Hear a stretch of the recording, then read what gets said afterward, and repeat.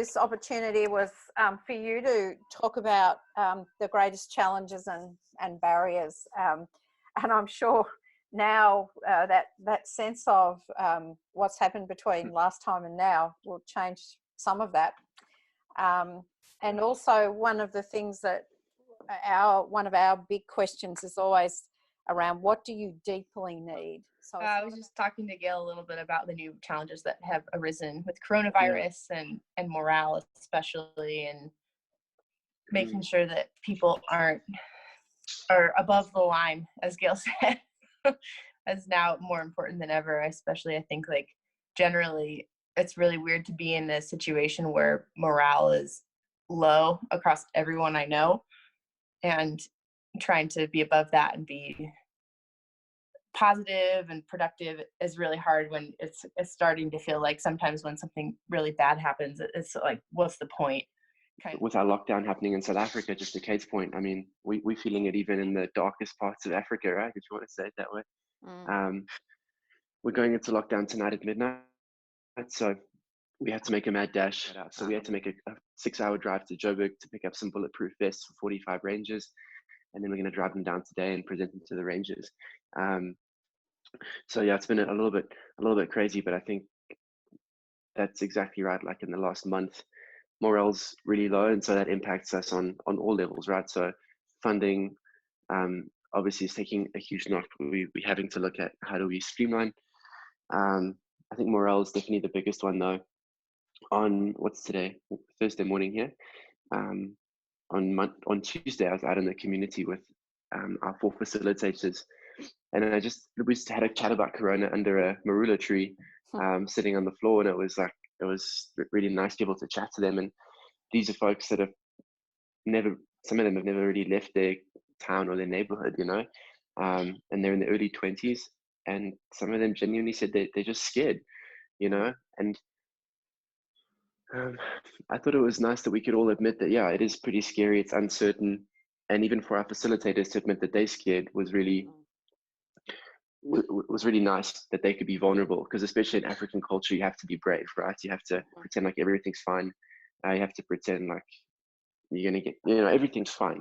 These guys have grown up with lions for generations, but for them to say that they're scared, they don't know what's going to happen. Yeah, I think that feeling of despair is all around. So I know we're trying as an organization to keep people feeling positive and inspired. We're trying to post lots of good content out there, but I think our biggest challenge is trying to be shining lights in a world of fear and darkness and uncertainty. So that's probably what I would say to add to Kate's really good point. It's amazing how this virus has just taken over the psyche of the world. The big challenge, especially in the last couple of days, mostly just in Hoedspruit where I live, people are making the most irrational decisions, even if something is driving. John and I on the road yesterday almost got taken out by a truck trying to pass a truck on a solid double line around a corner of a mountain pass. And it's transcending. You know, like when you come up the tunnel, and this kind of behavior, I've driven that road a lot since I can remember, and just the road and the aggression and the fear that people seem to have. So I think, yeah, it's just it's a great opportunity indeed to step up and like be examples and be some kind of beacon of light, whether it's like as leaders, like you mentioned before, Gayle, or as the organization as a whole.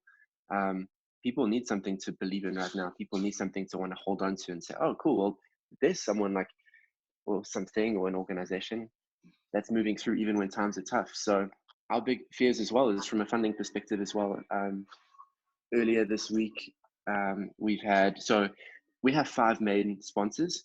We've got 3 corporate partners, we've got a big family foundation, and we've got a private family.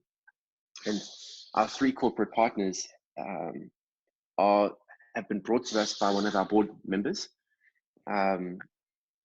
And he's basically said, like, as days go by up to yesterday, like, you know, we don't know if these partners are going to be around very soon.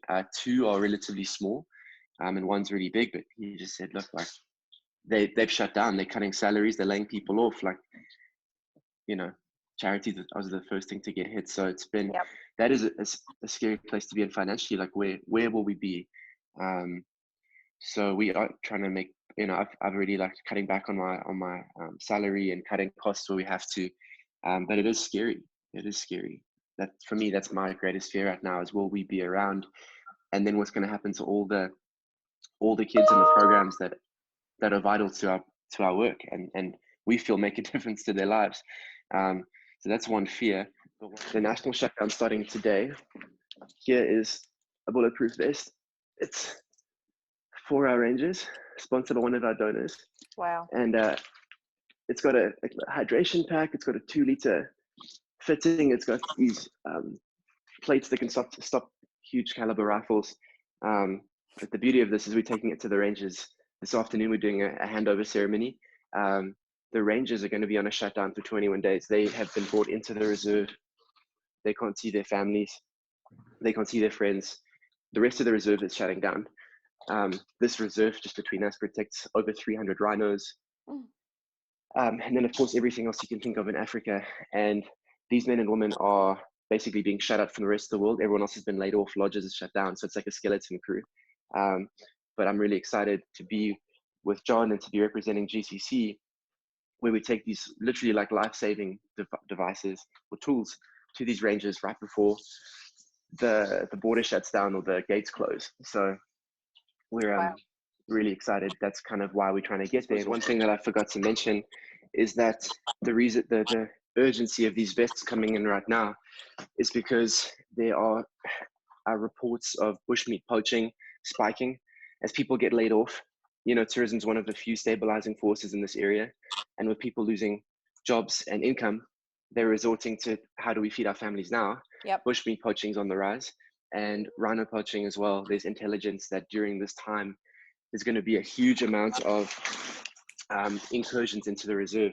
So we've actually, John and I have been absorbed for the next 3 weeks in order for John to continue filming this really high pressure situation. We've been absorbed into the security detail, which gives us immunity to travel between our house and the reserve so we can be a part of the team to follow and highlight what these brave men and women are doing. So that's another, just again, like silver lining the fact that everyone's shutting down, everyone's quarantining, but we get the chance to be a part of something really special. And at the end of it, share to the world, like how brave these individuals are. So, yeah.